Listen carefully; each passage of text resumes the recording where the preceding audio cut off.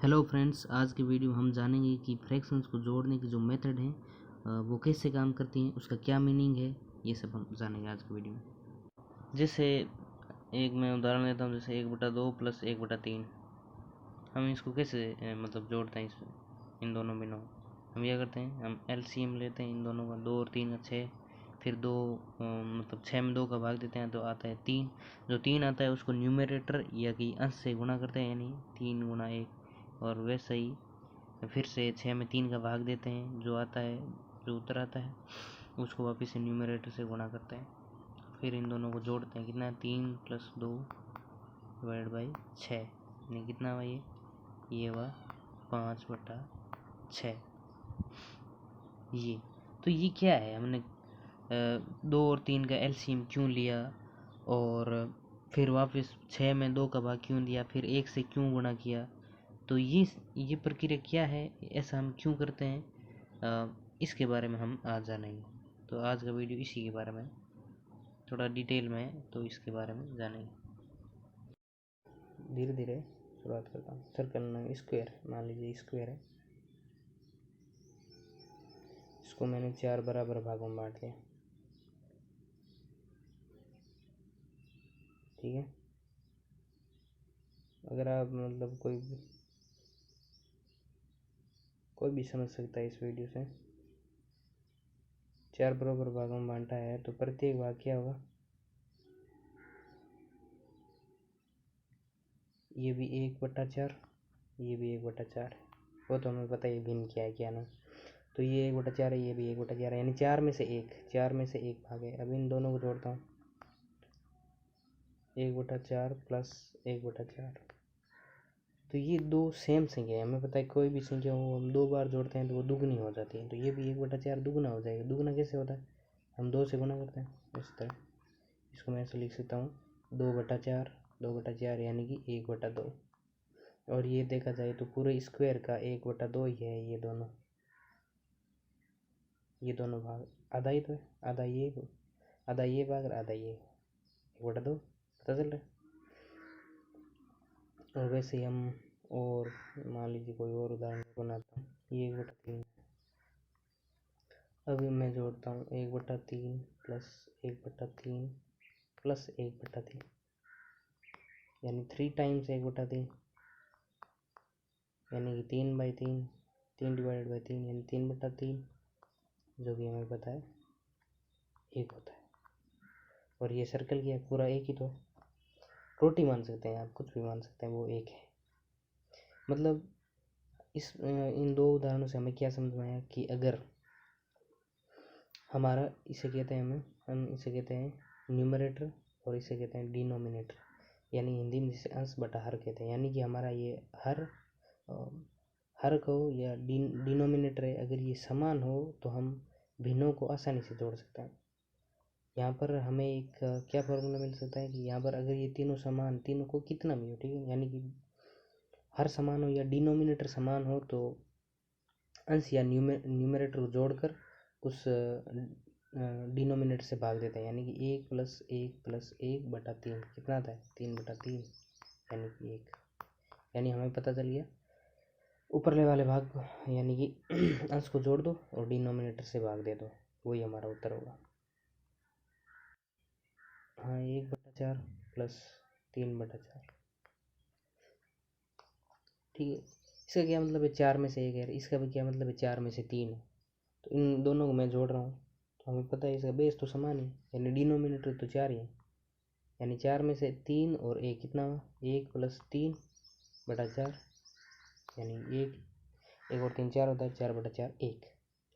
तो हमें इससे एक बात स्पष्ट पता चल गई कि अगर हमारा डिनोमिनेटर समान है तो हम भिन्नों को आसानी से जोड़ सकते हैं, ठीक है। ये हमारा एक निष्कर्ष निकल गया, ये हमारा, ठीक है।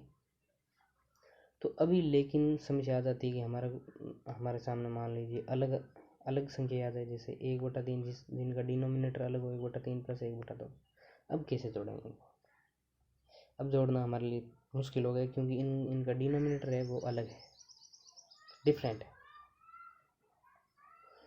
तो अब हम डायरेक्ट न्यूमरेटर को जोड़कर कौन से डिनोमिनेटर से भाग देंगे, तो ये हमारे लिए पॉसिबल नहीं। फिर भी ये दो अलग अलग चीज़ें कैसे जोड़ सकते हैं? जैसे उदाहरण समझ लीजिए, मान ये सर्कल है, ये इसका 1/3 भाग लिया, ठीक है। एक सर्कल और मान लीजिए जिसका आधा भाग लिया। अब कैसे जोड़ूंगा मैं?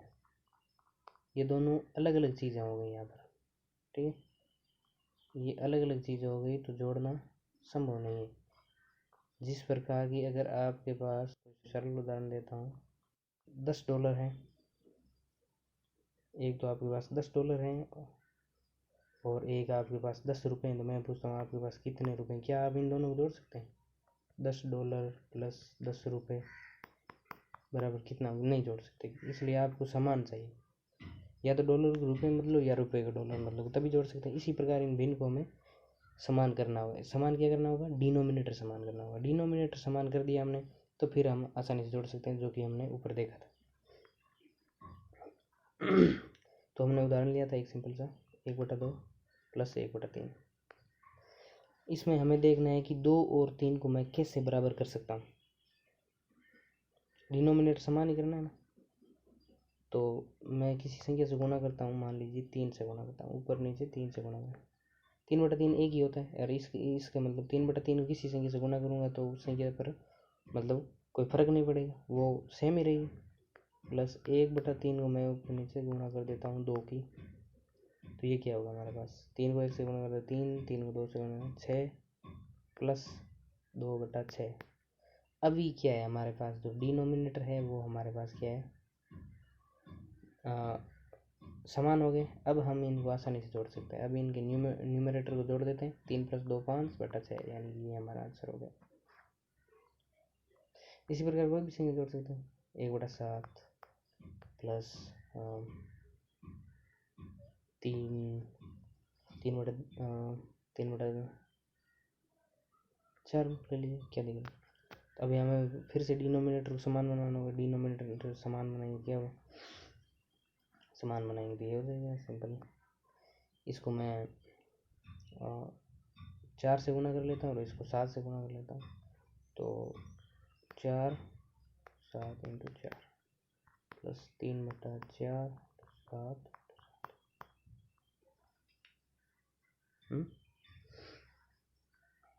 ये हुआ 21 और 4 25/28। This is our answer.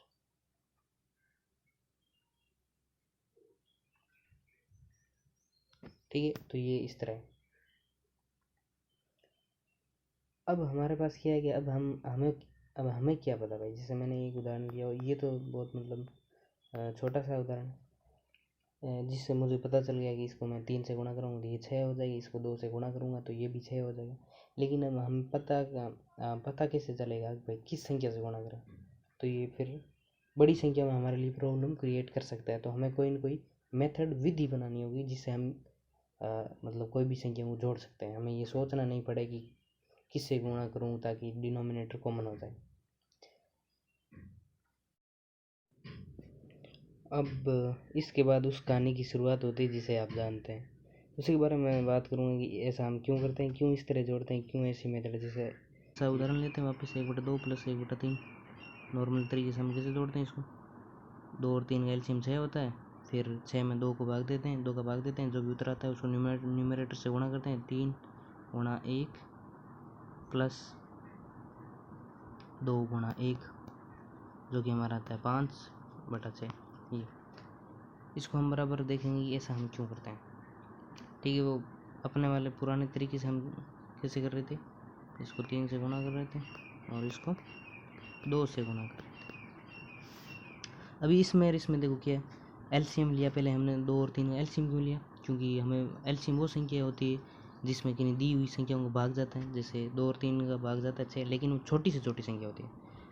वैसे तो और भी संख्या है, जैसे 12 में 2 का जाता है 3 का जाता है, लेकिन हमें छोटी से छोटी वो संख्या चाहिए जिसमें इन दोनों को भाग जाता है, तो वो हमारा एलसीएम होगा। ठीक है, तो एलसीएम हमारा 6। ठीक है, तो यहाँ पर क्या किया मैंने? 6 है, मुझे पता था कि 6 दोनों में मतलब दोनों संख्या में 6 का भाग जाता है, इसलिए हमने 6 लिया। तो अभी हमने क्या किया यहाँ पर, मतलब 6 में 2 का भाग क्यों दिया? इसलिए दिया कि मुझे पता चल सके ये जो मैंने 3 गुणा की है वो संख्या कौन सी है। मैं 2 का भाग दिया तो मुझे पता चल गया वो 3 है। अब 3 को मैं 1 से गुणा क्यों किया, यहाँ पर ये देखो 1 से गुणा ही तो हो रहा है ऊपर, इसीलिए 3 को 1 से गुणा किया। और फिर से मैंने 6 में 3 का भाग इसलिए दिया ताकि मुझे पता चल जाए कि मैंने किस संख्या से गुणा किया और 6 आया, क्योंकि गुणा का अपोजिट है भाग। मतलब यहाँ पर क्या है, 6 कर रहा हूँ, 2 से गुणा करके, मतलब 2 से गुणा करके 6 कर रहा हूँ, 6 तो आ गया। अब मुझे पता करना है वो कौन सी संख्या, मुझे पता तो है नहीं यहाँ पर, तो इस केस में मुझे पता नहीं, ये मैंने प्राप्त, तो हम क्या करेंगे, 6 में 3 का भाग देंगे, 6 इसमें 3 का भाग दूंगा तो मुझे पता चल जाएगा किस संख्या से मैंने गुणा किया यहाँ पर। और मुझे ये पता चल गया 2, और 2 को हम क्या करते हैं, न्यूमरेटर से गुणा ही तो करते हैं ऊपर नीचे। ये न्यूमरेटर है, यहाँ पर जो भी होता है एक के अलावा कुछ भी होता है तो यहाँ से गुणा ही होता है, यहाँ पर गुणा ही तो था तो यहाँ पर गुणा हो रहा है, इसलिए इसका ये सेंस है। I hope this make sense to you, and sorry for all the confusion and